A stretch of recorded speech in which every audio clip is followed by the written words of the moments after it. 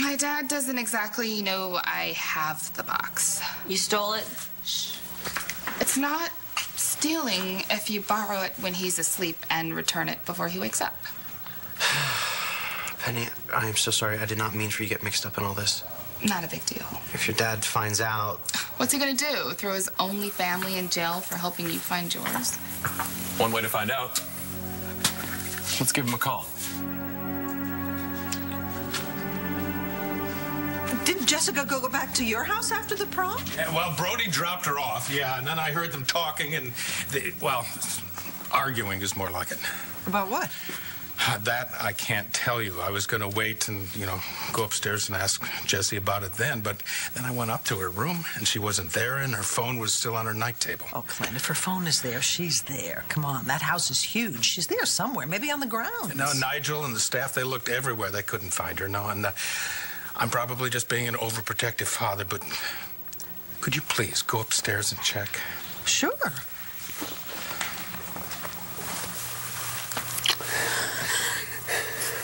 I can't believe this is happening. When did you...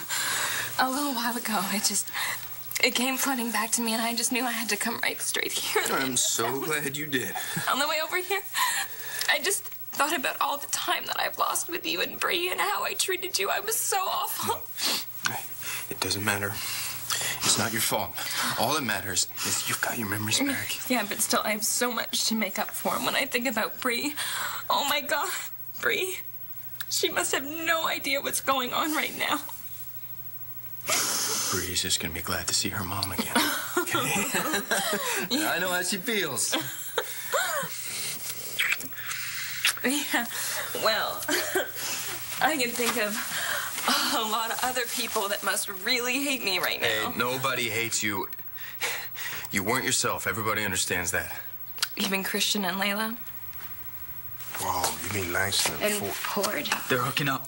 No. Have been for months. That can't be right. Dude, I walked in on them tonight at your apartment. I thought Ford was dating the pizza girl, Karen. Ford doesn't date. Ford does anything that moves. He was probably doing Karen behind Langston's back while Langston was doing him behind mine.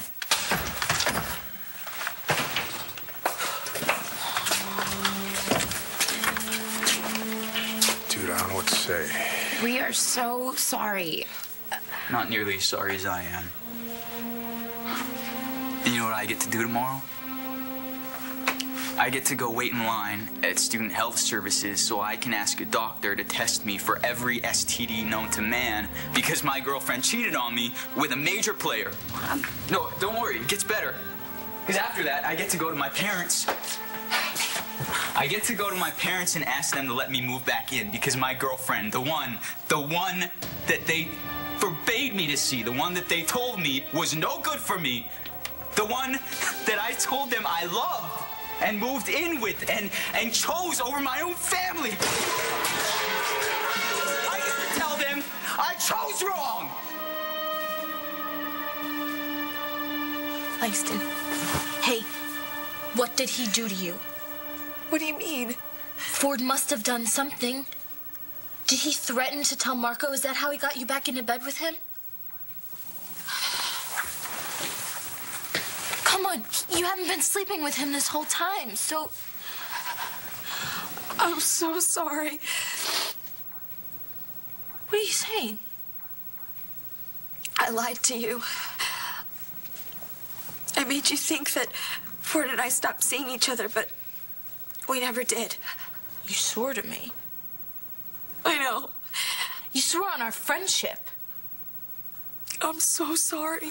Why would you lie to me about something like that? Because I was falling for him.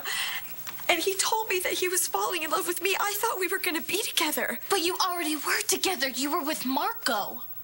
I know. And I didn't want to betray him. I just didn't know how to end it with him. How about you tell him the truth? Okay, yeah, it would have been cruel, but at least you would have been honest. I didn't want to hurt him. And I felt so guilty, but I just kept convincing myself that I could figure out a way to do it that would cause him as little pain as possible. And I wanted to tell you, but I didn't think you would understand. You're right. I don't. So you read my letter. A little while ago. I dropped it off this afternoon. It got misplaced. When it turned up again, I read it. You never showed up. I got held up. I waited for you for a long time, hoping you'd show. I did. I guess you were late. I figured it was time to give up and move on. And I would have been on that plane to London, except Roxy convinced me that I needed to be sure. So I went to the station. I saw you kissing Mark. Yeah, that got back to me, too. Roxy. You should have said something. What was there to say? It seemed pretty clear to me why you didn't show up to Rhodey's. You made a choice. And it wasn't me. That's not what happened. I saw what I saw. That kiss was goodbye.